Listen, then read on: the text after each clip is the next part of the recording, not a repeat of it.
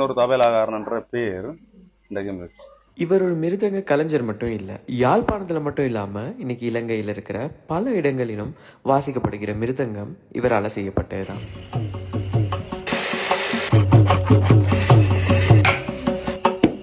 இதை நாங்கள் இங்கிருந்து ஜீவம் சொல்லி தான் பழகினது.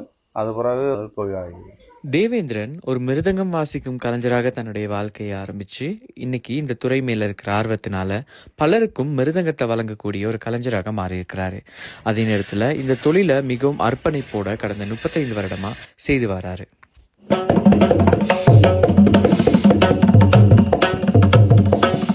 ஊரா உள்ள வாத்தியம் முழுக்க இஞ்சான்றது, வாத்தியம் முழுக்க இஞ்சுதான் இருந்து போகுது, இஞ்சான் தஜிடும். சிறு தொழிலாக தொடங்கிய விட முயற்சி இன்னைக்கு பெரிய அளவில் ஒரு வளர்ச்சி அடைஞ்சிருக்கு. அதே நேரத்தில் இலங்கையில மட்டும் இல்லாம பல சர்வதேச நாடுகள்லையும் இவருடைய மிருதங்கத்துடைய சத்தம் தான் கேட்குது.